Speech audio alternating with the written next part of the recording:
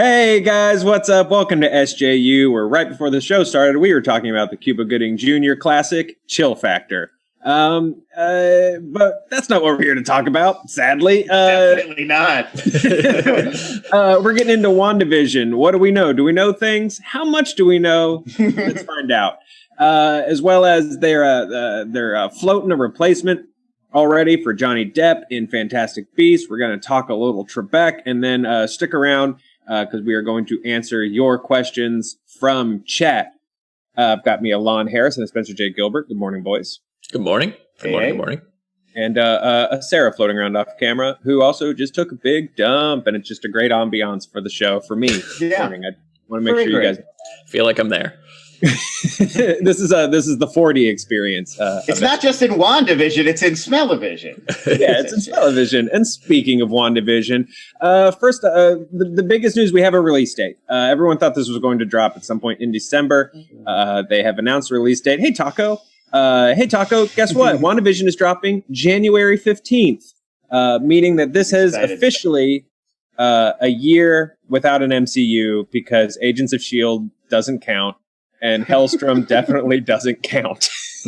They're not invited to the MCU. No. Yeah, they're just not. Yeah, I wish Agents of S.H.I.E.L.D. Get out of here, Hellstroms! But it doesn't. Yeah, Hellstrom doesn't count by a long shot. So, first of all, with this date announcement, how are you guys doing with this this year without an MCU? I know it's probably the biggest tragedy that has struck in 2020. How are you holding up?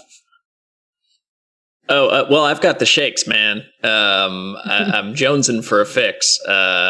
After Spider-Man came out, I need to know what happens next in the grand tale of these 27 interchangeable guys named Chris.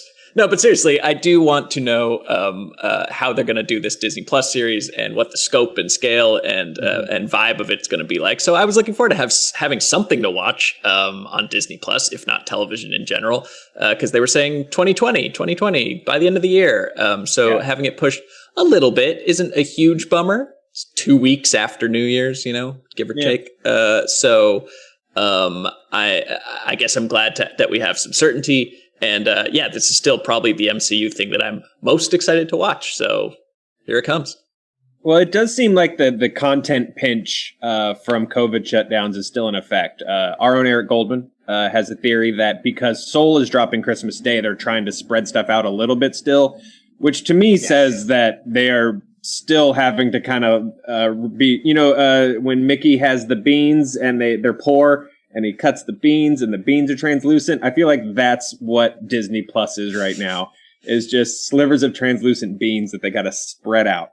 You can still see with production, things are coming back, especially stuff that can shoot in, Europe or other places that are a little bit opened up more.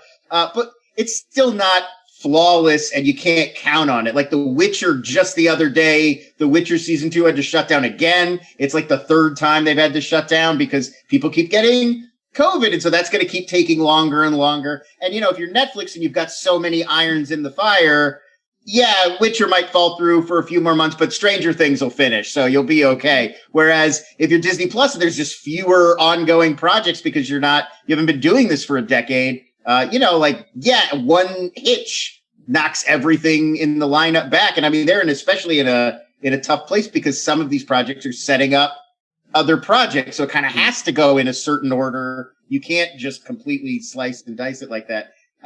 For me, I feel like I'm excited about the specific projects. Like, I really want to see WandaVision.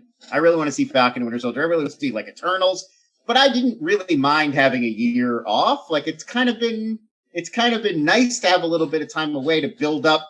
Like, I'm very excited now to return to the MCU, whereas a year ago I was like, oh, what, Black Widow next? All right, sure, I'll see that. Like, I'm a little bit more motivated now.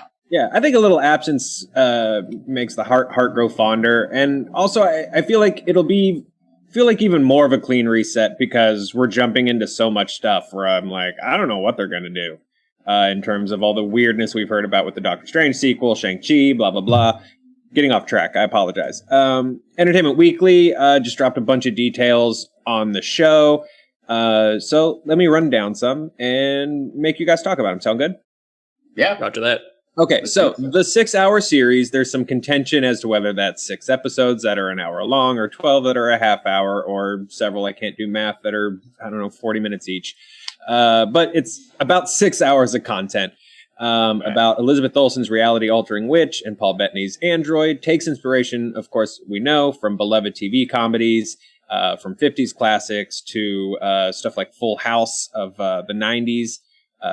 So I thought this was actually really, really cool. For the premiere episode, Marvel, they leaned in to the 50s sitcom. They filmed in classic black and white. From my understanding, they actually filmed with era-appropriate cameras. The crew dressed up in costume.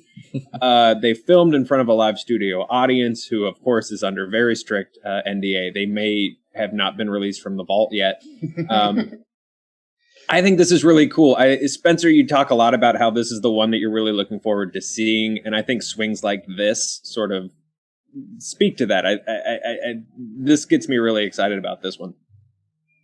Yeah, I mean the inspiring / horrifying thing about Marvel, and it's why we love it and I fear it at the same time, has been their ability to absorb all other forms of storytelling and put a cape on it. You know, it takes all other genres and types of movie and kind of jazzes them up with a superhero and puts them back out and does like an execution of that genre as well as you've ever seen, plus telling a superhero story. So now they've turned their attention, and it's kind of appropriate for their first big Disney Plus series, to classic television. And they're going to take these sitcoms of the 50s, and it says like all the way through the 90s. So you're going to get this like Too Many Cooks-ish style parody, but also perfect encapsulation of that era, plus tell a superhero story. Like it's genius, and it's somewhat scary at the same time.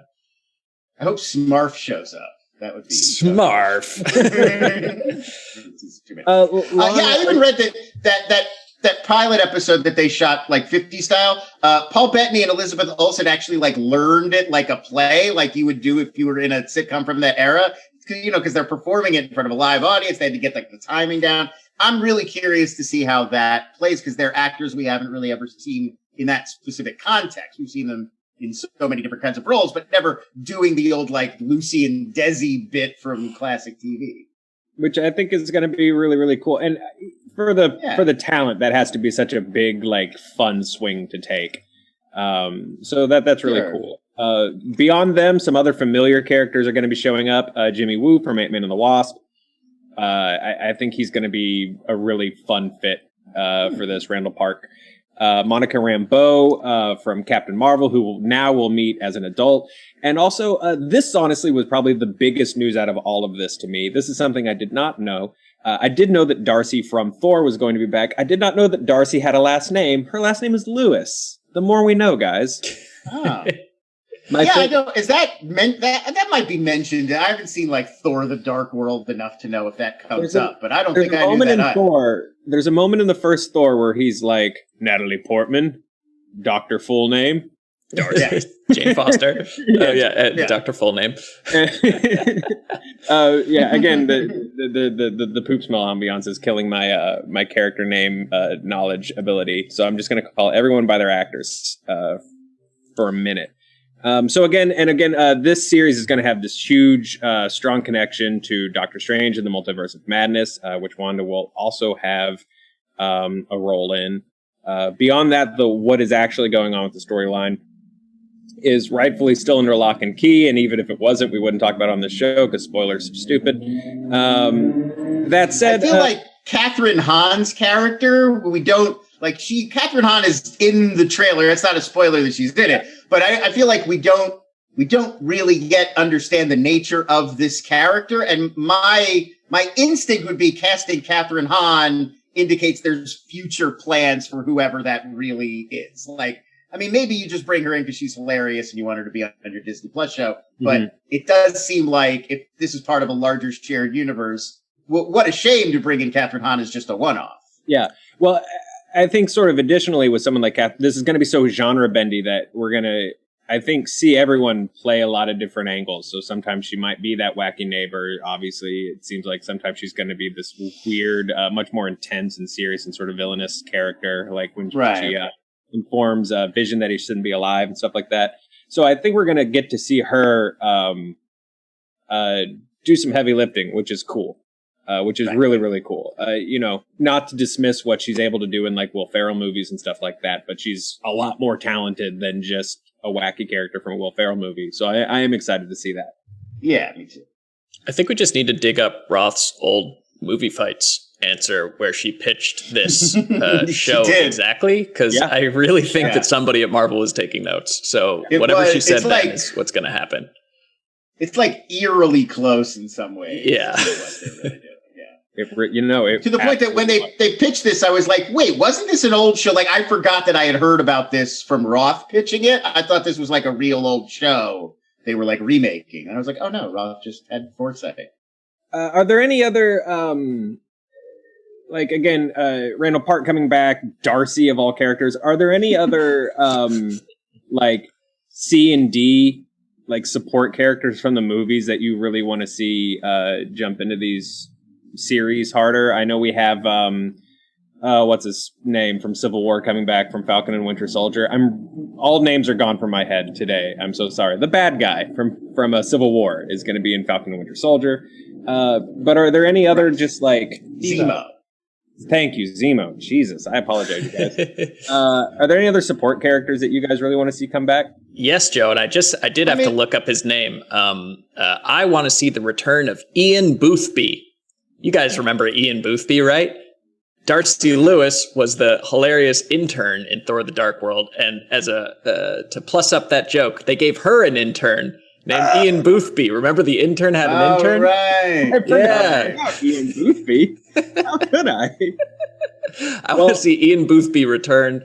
According to Fandom, his Fandom page, as a child, Ian Boothby and his father went bird watching on a frequent basis. He's learned to identify different species of birds. So maybe let's hold him back for Falcon and the Winter Soldier, and he can misidentify Falcon. I've got a perfect way to bring him and another beloved MCU character back then together, because we never did find out what happened to Mickey Rourke's bird. He asked for his bird. They gave him a replacement bird, but that's not his bird. Maybe Ian finds his way to Whiplash's original bird. Oh man, Mickey Rourke as Whiplash plus Ian Boothby Disney Plus series where they go bird watching. I was going to say, finally, this is my bird. Yeah. I was going to say Justin Hammer, but Boothby trumps Justin Hammer. It's gotta, according to me in the chat, it's got to be Hammer. That's what we all want. I know. I'm all in on Boothby now. By the way, Thor's roommate Daryl. Do we not want to ever see what happens to Thor's roommate Daryl? Maybe Love and Thunder. He'll show up for Love and Thunder. Spencer, I do have a feeling that our data team at Fandom just saw a huge, enormous spike because you were the first person who's ever visited the Ian Boothby page. I'll get a percentage. Went up 1,000,000%. Everyone on the show, go on Ian's Fandom page. I'll put it in the live chat. We'll see how much it actually. Everyone go. Let's see if it's. We're gonna get like 8 messages about this in Slack. Like, should we write a piece about Ian Boothby? It's a huge surge today. It's gonna be sweet. Well, hey guys, that's pretty much all we know about WandaVision. I'm like broken record. We're really excited about this one. I don't know what I'm interested that this is. You would say out of all of the pitched Disney Plus Marvel shows, Spencer, this is your number one of the Disney most Plus anticipated stuff. Yeah, I mean, remind me what's out there besides this and Winter Soldier. Falcon Winter Soldier. I mean, Loki's going to get a show. She-Hulk's going to get a show. Moon Knight's going to get a show. I would say the Moon Knight show, that one sounds very intriguing to me. And with the rumors that Oscar Isaac might do it, I mean. Yeah. I don't know. It sounds smelly. I don't know. I don't need to hang out in a back alley anymore with a vigilante tearing people apart. Such a cool character. All right, fair enough. The Loki show also sounds really fun. And I just want to watch the vitamin commercial over and over again. That's the only Tom Hiddleston content I need.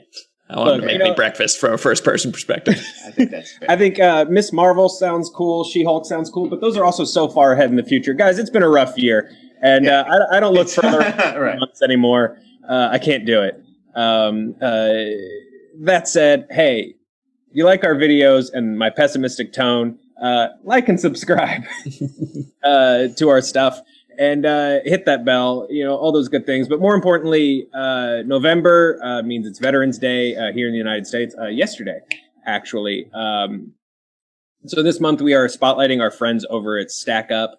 Very proud to do so. Stack Up brings veterans and civilians together through a shared love of gaming. They serve U.S. and allied service members, veterans, and civilians to assist in crisis intervention, suicide prevention, and issues concerning mental health through gaming and community, video games, tabletop. They do a lot of really amazing work. And this month is their biggest, they call it their call to arms. It's their biggest fundraising month. So please, we've got a link in the description. Please go check it out to see how you can contribute, how you can help. They're doing some special event streams all month. There's all sorts of cool stuff you can participate in and watch and check out and donate and give. They're really awesome. They do amazing work. Thank you guys for taking a little bit of your time today to go check out that website. We really appreciate it. You know what else we appreciate? Lon and Hal Rudnick's podcast, Binge Boys. Binge Boys? Oh, We appreciate them, Binge Boys. And if you haven't subscribed to it, make sure you do. Because they're boys and they're binging. We are binging. We try to recommend like weird, interesting stuff. I make Hal watch things. I made him watch Blood of Zeus this week, that animated show from the Castlevania guys about Greek mythology. You guys check this out? Yeah. I watched some of it. Yeah. It's gory. It's fun and gory in the way that you want from the guys who made the Castlevania animated show. But like gods cutting each other in half instead of Dracula's. Otherwise, pretty much the same. Well, get Hal's opinions on Blood of Zeus. They're on the Binge Boys, and hopefully he shows up as Caramel the Wizard sometimes. Because that's my favorite Hal Rudnick character. Speaking Caramel's already made an appearance. Oh, shoot. Hey, speaking of wizards, you guys, they're already eyeballing a Depp replacement for the third Fantastic Beasts. And while I am always of the opinion that you can just stop making the series and we'd be fine. Sources are telling Deadline that Mads Mikkelsen is director David Yates' choice to replace Johnny Depp as Grindelwald. Look, I'm not super excited about this movie, but as far as upgrades go, Hannibal is a pretty good upgrade for an evil Dark Wizard Palpatine character. Thoughts? I think at this point they should recast it in every movie. They've now set that precedent that you had Colin Farrell do it in the first one, you had Depp do it in the second one. I think Mads is a great choice. Let's have him do it in part 3. And then if we're going to if we must keep doing these, then yeah, I would say every time just pick a different like favorite movie villain and give them a shot at Grindelwald. Maybe one of them will make him interesting in some way. So sort of a Dr. Parnassus situation where you just... Yeah, well, right. I mean, that was also sort of like they had to do it. They didn't want to, but Heath Ledger passed away during the making. And so they brought in a bunch of, interestingly, also Johnny Depp involved in that one. But yeah, I mean, you make it work. And at this point, I feel like better to do that than just like explain that, well, I kept changing my appearance for those two adventures, but now I'm going to stay Mads Mikkelsen forever. Do you think he'll just do like a roadie thing where he steps in front of his followers and he's like, "Yes, it's me. Get over it. Hopefully. Let's move on." Probably. I mean, there's plenty of magic explanations they could give, like, you drank a potion and it went wrong, or he got hit with a lightning bolt and it blew away all of his scarves, and now he's Mads Mikkelsen. I think that really you just have to ask yourself, can I imagine this man having a passionate relationship, very physical, with Jude Law? And I think that Mads Mikkelsen passes that test. I can see them going to town on each other, but maybe, I would be all for going back to Colin Farrell. I think that he did a great job. I don't think you need to excuse yourself for bringing back the guy that did it right the first time. So, I think that the whole thing is like this will be hopefully getting into the past of Dumbledore, and he has to have good chemistry with him. So Mads Mikkelsen, I don't know, he seems like a little too spooky and evil to have like an on-screen romance with Jude Law, unless it's all in flashback and he's played by a different actor then. He's played by Dan Stevens in the flashback. Yeah. Mads does seem like the bad, evil, like problematic, spooky wizard that polarizes good. like if Harry Potter was an anime in volume 3, the Mads Mikkelsen evil wizard definitely turns into a good wizard. And they start selling a lot more body pillows of them. But the Jude Law thing was what I was going to ask you guys. Do you think Jude Law gets any input where he's just like, I see myself with him, not so much him. Yeah, this guy I could do. I don't think so, because I really don't think we're going to explore that romantic relationship much in these movies. I'm skeptical. I'm very skeptical. Like, if they do, that would be great. I would enjoy seeing it, and it would be, a great move for Warner Brothers to do something like that, as long as it's now been established that that's canon. But I don't expect that to happen. No, so I doubt that they're really worrying about their on-screen chemistry. I think it's more like, who would be a good big name that we can bring in to be new evil guy now that we need? No, I think with JK writing these, the most you'll get is a very clear establishing shot that there are 2 separate beds in one bedroom, and Jude Law introduces Grindelwald to everyone as his very good friend Grindelwald. Yeah, my very good friend and roommate.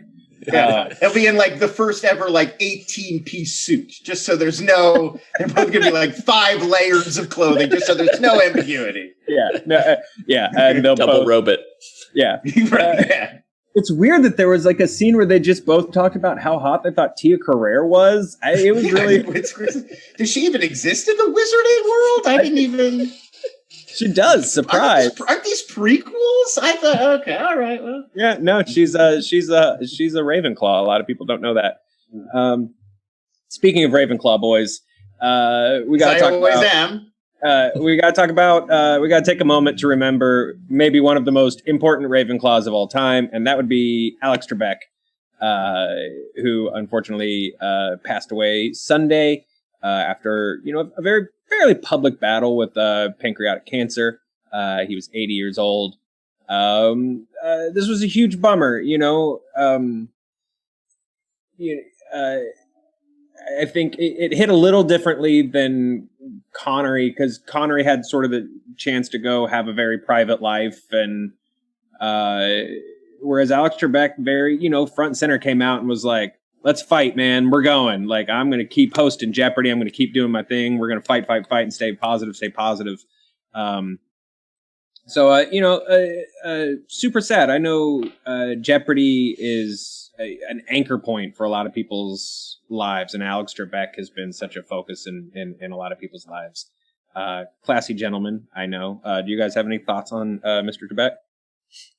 I mean, the ultimate host. He's hosted more shows of anything than anyone. He beat Bob Barker's record in the last year or so. I didn't realize that. Yeah, I mean, and he's just like, there's not a lot of room in American life for intellectuals. And I know he wasn't an intellectual, but just like people who are beloved for being smart and just knowing a lot about a lot of things. And he was one of them. And it's just so rare that you can have somebody so universally beloved and universally trusted, that like everyone was happy to see him and to listen to him talk, and they trusted what he had to say. So consummate professional, sweet man, and gone too soon. He'll be missed. Yeah, it's weird to think of now that there've been a lot of talk online is about who could replace him, and people are already kind of like, who should take over Jeopardy? It's a little soon, but seeing all those conversations really drives home. Like, Trebek had this incredible balance of being like as Spencer said, if not quite intellectual, at least like esoteric and like erudite, and like it was a show that was nominally for like smart people, and he was the smart host. And he sort of balanced that, but without ever being smug. He kept it charming and relatable, and he seemed like a friendly guy. And except when he was making fun of nerd rappers or whatever. And did you guys see that clip where the nerdcore or whatever it was? Nerd rapper, he's like, "Oh yes, losers." It's hilarious. Seek it out if you have not seen it. But yeah, like that's a really hard balance to strike. And I think like people who come off and I don't mean to go at him too hard, but like people were suggesting like Neil deGrasse Tyson is a potential, and he's like, no, he's smug. Like, he would be unpleasant as a host of Jeopardy because he would come off like a know-it-all. Like, it's really hard to hit that exact Alex Trebek groove. Well, I think you're right. I don't know how because a lot of people were rightfully suggesting Tom Bergeron because he's a consummate professional and a classy old school guy. But Trebek was Jeopardy. I don't think he ever left that set. Ever. That's where he lived. In my mind, that's where he just lived. Yeah. He was so glued to the show, except for the occasional silly moment, like the nerdcore thing and stuff like that. Right. He was just such this perfect balance, and he never stood out, but not in this is boring way. He did exactly what Jeopardy needed, and Jeopardy did exactly what Alex Trebek needed. I don't know. I don't really know how to. It's also we're sort of leaving that era where that could be your job. You're a professional host of things, or a game show host. That used to be. Game shows were all hosted by Wink Martindale, some guy, and that's all they did. And now it's what's this comedian doing? Or this guy, Joel McHale doesn't have a show right now. Let's put him on Card Sharks. Or Leslie Jones is doing Supermarket Sweep now or whatever. And that's great. I like all those people. I'm glad they have work. But, we've lost that category, of just this person is good at hosting, and they become completely identified with this one thing. And it's Pat Sajak does Wheel of Fortune, and that's what I know him for. And it's an iconic connection. And we've kind of moved away from that. And now it's Drew Carey from stand up and from his own TV show. And now he's the Price is Right guy. Yeah. It's, Richard Karn could come in and I'm sure do a very passable job, but it just wouldn't be Jeopardy anymore. Tough celebrity double, Richard Karn. Richard Karn. Yeah. Near impossible shoes to fill. You guys want to answer some questions from chat? Sure. I don't think so, Tim. No. Okay. Well, then in that case, we're done. No, that's fine. That's my best Al Borland impression. So Brandon Chambers asks, question, which streaming show do you think will steal the spotlight in January, WandaVision or Cobra Kai Season 3? A couple months ago, I would have told you WandaVision because it's the MCU, but holy crap, Cobra Kai dropped big on Netflix. It was huge. But don't they drop all at once? Isn't it a binge release for that series? Yes. Cobra Kai Season 3 will definitely hit all at once. Yeah. And that's why I think my answer would be WandaVision, because they'll parcel it out. And then there will be 2 or 3 big reveals that will piece together something from the MCU or the multiverse or something that goes beyond just the show itself that'll dominate every headline after that episode. And they have just multiple swings at that. Whereas Cobra Kai really just gets a week or two to digest and talk about. Yeah. Right. And I also feel we kind of had that Cobra Kai, some of us who watched it on YouTube were this is great. People would love this if it was somewhere they could see it. But I feel once it got on Netflix, we kind of had that month of everyone discovering Cobra Kai and binging all of it and loving it. And now that moment has passed, I think a lot of those people will obviously watch the new episodes. But it's not going to have that, we've been waiting for a year plus to see this cachet of something like WandaVision. Also, if WandaVision was one of 3 MCU shows all coming out within a few months, that would it would be a little bit more of and then there's this one. But it's coming after a long drought, and I think people are going to be really pumped to see something new with those actors in that world. Yeah, I think the drought definitely helps. The only reason I say Cobra Kai over the MCU thing is because Cobra Kai has pierced the bubble for me. In terms of family members and friends that don't care about nerd stuff at all were texting me have you seen this Cobra Kai? And loving it. And so it has hit that middle America, housewives that sell essential oil and also love Cobra Kai, level. Well, and Joe, you practice the foot fist way yourself. My God, at the dojo, none of us can stop talking about Cobra Kai. I'm just joking. We can't go because of COVID, and I'm very sad. But I will Cobra Kai vicariously through the show, which I'm very excited about. And also, I've heard that it leans in real heavily to Karate Kid 2, which is, as you guys know, the greatest sequel ever made. Yeah. Not even just the superior. Do I know that? You should get on board. I don't think I agree with any of these things. I put it against Empire Strikes Back. I put it against Aliens. The Godfather Part 2. Any sequel. Put Karate Kid 2 against it, and it wins every time. Lon, they destroy that man's garden several times in escalating. Anyway, never mind. They go to Japan in this one. Yeah. Done. Case closed. What more do you need? It's amazing. Moonlight 1995. Okay. It's a Harry Potter question. I didn't see the parentheses at first. At first, I just read this as, what house are you guys in? That was like, some strangers. You don't want to know. He's dead now. Harry Potter house. Have you guys Pottermored yourselves? Or are you like, screw the system, I'm going to pick my own house? God, it's so hard to summon the enthusiasm to care about Harry Potter anymore. I will tell you, once upon a time, I took the test and got Gryffindor, like when it first came out at Pottermore. But I identify as a Slytherin, especially after Cursed Child, and it like really kind of drove home kind of the arbitrary cruelty and the poor lot that Slytherin has gotten in life that kind of explained its negative perceptions when really it was just trying to do the right thing. But I do think that I need to retake that test because I think I honestly took it like when it first showed up on the internet.